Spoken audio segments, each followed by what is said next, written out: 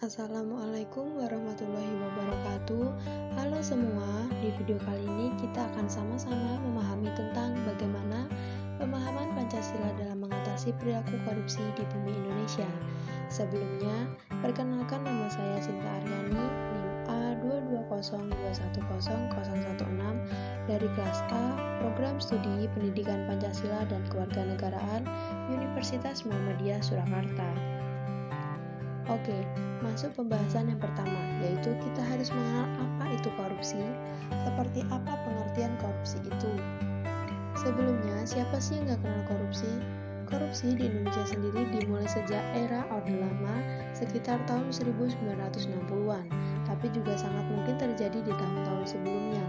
Upaya-upaya hukum yang telah dilakukan pemerintah sebenarnya sudah cukup banyak dan sistematis.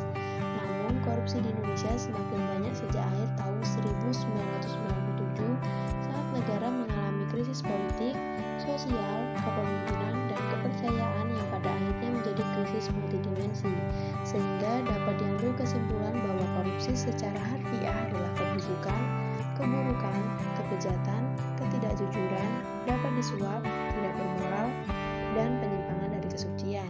Kemudian istilah korupsi yang telah diterima dalam perbendaharaan kata bahasa Indonesia adalah kejahatan, kebusukan, dapat disuap, tidak bermoral, kebejatan, dan ketidakjujuran. Setelah mengenal apa itu korupsi, kita masuk pada bagaimana pandangan masyarakat Indonesia mengenai korupsi. Rakyat kecil yang tidak memiliki alat pemukul untuk melakukan koreksi dan memberikan sanksi akan bersikap acuh. Hal yang menyedihkan adalah sikap rakyat yang menjadi apatis dengan semakin luasnya praktik korupsi oleh beberapa oknum pejabat lokal maupun nasional. Kelompok mahasiswa sering menanggapi masalah korupsi dengan emosi dan demonstrasi. Mereka memberikan saran kepada pemerintah untuk bertindak tegas kepada para koruptor. Mereka tidak puas dengan perbuatan manipulatif dan koruptif pejabat, dan mereka ingin berpartisipasi dalam usaha rekonstruksi terhadap masyarakat dan sistem pemerintah secara menyeluruh. Kemudian kita masuk pada pembahasan, yaitu tentang apa saja yang menjadi faktor-faktor yang menyebabkan korupsi. Yaitu pertama, penegakan hukum yang tidak konsisten. Penegakan hukum hanya sebatas make up politik, sifatnya hanya sementara, selalu berubah setiap bergantinya pemerintah. Yang kedua, penyalahgunaan kekuasaan atau wewenang, takut dianggap bodoh kalau tidak melakukan kesempatan. Yang ketiga, rangkanya lingkungan yang anti korup, sistem dan pedoman anti korupsi hanya dilakukan sebatas formalitas. Yang keempat, budaya memberi upeti, imbalan jasa, dan hadiah. Yang kelima, konsekuensi bila ditangkap lebih rendah daripada keuntungan korupsi saat tertangkap bisa menyuap penegak hukum sehingga dibebaskan atau setidaknya diringankan hukumannya. Yang keenam, budaya permisif atau serba memperbolehkan, tidak mau tahu, menganggap biasa bila sering terjadi, dan tidak peduli orang lain asal kepentingannya sendiri terlindungi. Dan yang terakhir adalah gagalnya pendidikan agama dan etika. Pendapat Frans Magnus Suseno bahwa agama telah gagal menjadi pembendung moral bangsa dalam mencegah korupsi karena perilaku masyarakat yang memeluk agama itu sendiri.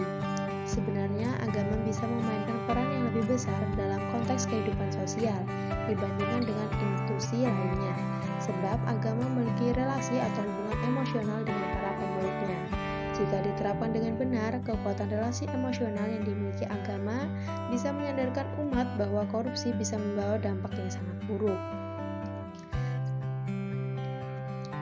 Kemudian kita masuk pada apa saja yang termasuk jenis-jenis korupsi yang sering terjadi di Indonesia. Menurut Undang-Undang Nomor 20 Tahun 2001, secara ringkas dapat dikelompokkan menjadi 1. Perugian keuntungan negara, 2. Suap menyuap atau sogokan atau pelicin, 3. Penggelapan dana dalam jabatan, 4. Pemerasan, 5. Perbuatan curang, 6. Benturan kepentingan dalam pengadaan, 7. Gratifikasi atau yang sering disebut sebagai pemberian hadiah. Oke, kemudian kita masuk pada pembahasan yang terakhir, yaitu penerapan Pancasila dalam mengoptimalkan strategi pemberantasan korupsi di Indonesia.